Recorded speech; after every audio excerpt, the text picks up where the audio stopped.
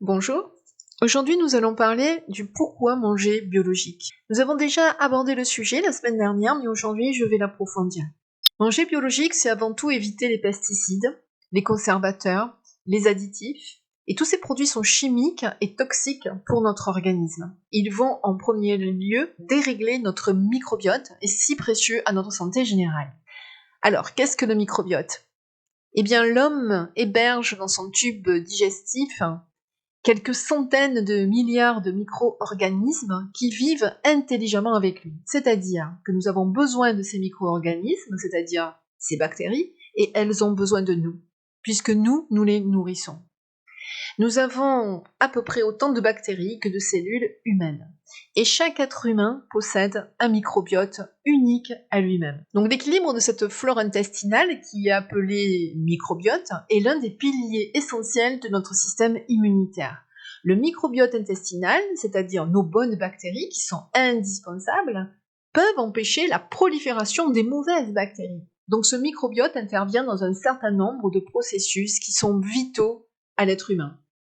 Donc un microbiote altéré par les pesticides aura comme conséquence une influence négative sur notre immunité et notre santé. Des études ont été faites sur différents animaux à ce propos, ayant toutes les mêmes conclusions. C'est-à-dire que le microbiote se transforme au contact des produits toxiques, donc des pesticides, qui vont altérer ses fonctions principales. Donc un problème de microbiote, c'est la porte d'entrée à de très nombreuses maladies chroniques.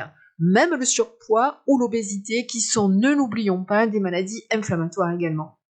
Alors comment expliquer cela simplement ? Cette flore intestinale a besoin de nourriture.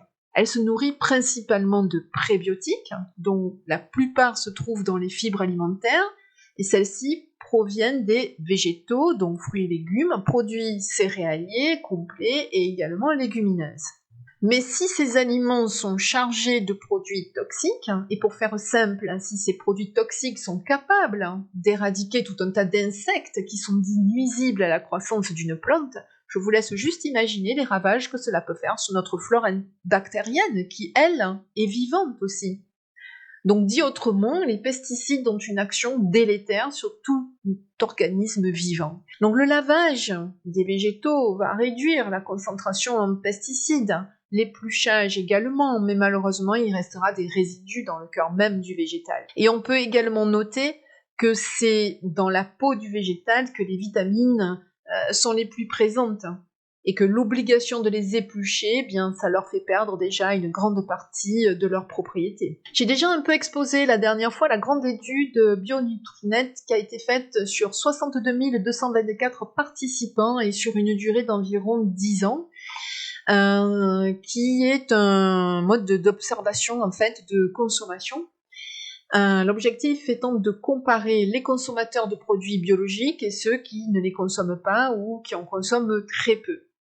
Donc cela a pu se faire grâce à des instituts de recherche comme l'INRA, comme l'INSERM, l'Université de Paris 13. Et la conclusion a révélé 25% en moins de cancer pour les consommateurs de produits biologiques, ainsi qu'un moindre risque de surpoids et d'obésité. Pour aller plus loin, lorsque la flore intestinale, c'est-à-dire nos bactéries, nos bonnes bactéries, donc le microbiote, est altéré, c'est-à-dire déséquilibré, c'est-à-dire qu'il va y avoir plus de mauvaises bactéries que de bonnes bactéries, eh bien c'est la porte ouverte aux maladies chroniques. Alors comment ? Les parois intestinales vont devenir perméables, alors qu'elles sont à l'origine imperméables. Cela veut dire qu'un individu en parfaite santé, ayant un microbiote équilibré, aura une barrière intestinale fonctionnelle. Entre autres, l'intestin vit un dilemme en permanence. Il voit arriver les molécules, et soit il choisit de les absorber, et à ce moment-là, les dites molécules vont entrer dans notre organisme et rejoindre la circulation sanguine, soit il choisit de ne pas les absorber, et donc de les rejeter, et on retrouvera ces mauvaises molécules normalement dans les selles.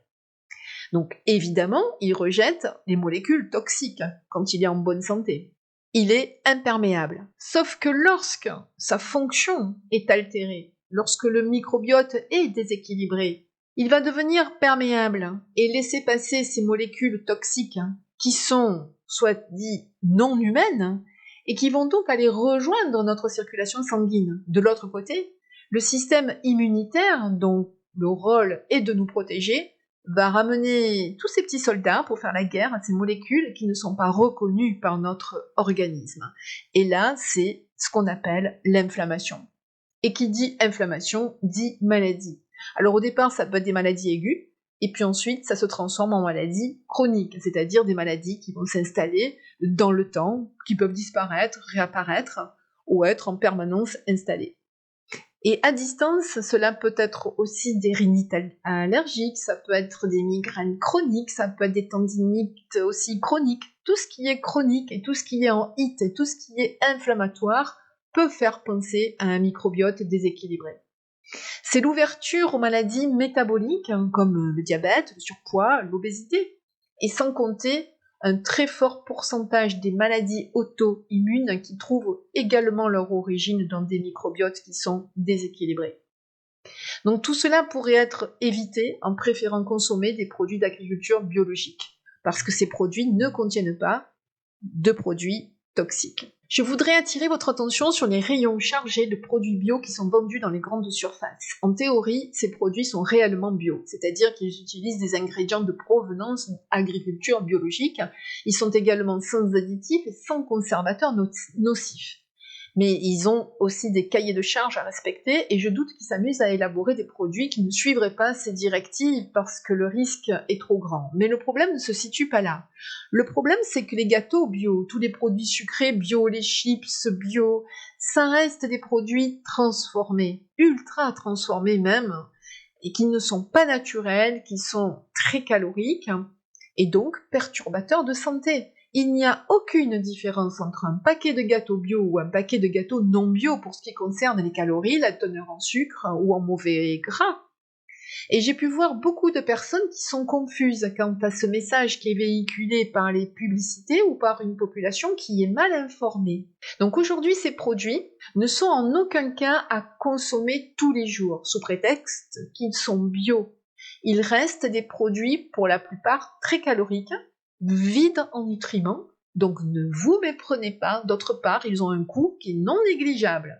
Et donc le bénéfice du bio se retrouve dans les produits naturels. Donc comme vous le savez, je travaille avec des aliments qui sont fonctionnels, c'est-à-dire des aliments qui ont des propriétés physiologiques impactantes, bénéfiques sur notre organisme. Et donc ces produits-là dont on parle ne sont pas des alicaments et je ne vous les recommanderai jamais et en aucune façon. Nous pouvons également parler des aliments carnés comme les viandes, les volailles bio et aussi les œufs bio. En élevage bio, on n'utilise pas d'engrais de synthèse et pas de pesticides non plus de synthèse pour cultiver les céréales ou pour entretenir les prairies qui servent de nourriture aux animaux, donc leur alimentation est bio et donc sans OGM, ce qui veut dire organisme génétiquement modifié. En élevage bio, on privilégie les équilibres écologiques.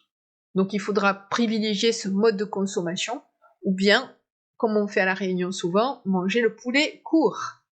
En ce qui concerne les œufs bio, les poules pondeuses doivent suivre un cahier de charges strict qui concerne leur nourriture, c'est-à-dire qu'elles ne doivent pas contenir d'acides aminés de synthèse et de facteurs de croissance.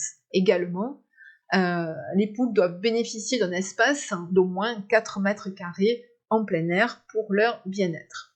Donc manger biologique, c'est préserver son microbiote, qui, déséquilibré, est le facteur et la porte d'entrée des produits toxiques dans notre organisme et donc générateur de maladies chroniques. Donc sur ma chaîne YouTube, j'ai posté une vidéo sur le choix alimentaire. C'est votre choix alimentaire qui va déterminer votre santé de demain. Pour ce qui concerne le budget, je vous assure, pour y être confronté moi-même tous les jours, que la consommation des produits sucrés, gâteaux, sodas, chips, nombreuses bouteilles d'huile aussi qui sont consommées par mois par certains ménages, pour les fritures qui sont aussi très toxiques pour notre organisme, les flans, les yaourts qui sont dits des produits laitiers mais qui ne le sont pas véritablement, qui sont chargés de sucre, et bien tout cela coûte au total et bien plus cher que de manger bio. Et si vous faites le tri, vous verrez que votre budget ne changera pas si vous changez votre mode de consommation. D'autre part, lorsque nous mangeons bio, nous mangeons moins. Pourquoi ? Eh bien parce que la faim, Ce n'est pas un remplissage d'estomac. La faim, c'est un signal qui est envoyé par notre cerveau pour nous indiquer de nous ravitailler parce que nous avons besoin d'énergie et que nos cellules, c'est-à-dire nos 10 000 milliards de cellules, ont besoin de nourriture. Qu'est-ce que la nourriture pour les cellules? Ça va être des vitamines, des minéraux, des nutriments essentiels qui vont pouvoir aider et assurer leur fonction. Mais si vous vous remplissez d'aliments qui sont vides, voire parfois très caloriques, l'organisme, qui ne reçoit pas ce qu'il faut, va vous continuer à vous réclamer, parce qu'il lui manque en fait certains nutriments pour bien fonctionner. Donc cela va se traduire par le signal de la faim. Donc vous continuez à amener des aliments vides très caloriques, et lui continue à vous réclamer. Donc cela peut expliquer pour certains une prise de poids.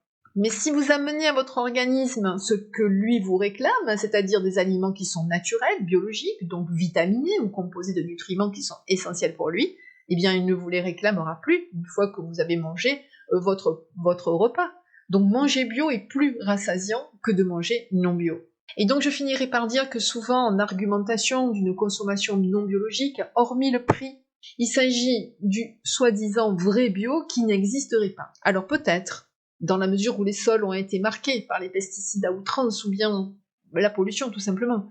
Mais malgré ça, il vaut mieux manger un produit biologique avec quelques traces, éventuellement, de produits chimiques, qui seraient contenus encore dans la terre, qu'un produit qui est chargé, qui a été arrosé de produits chimiques et toxiques. Maintenant, regardez bien les personnes qui vous disent cela.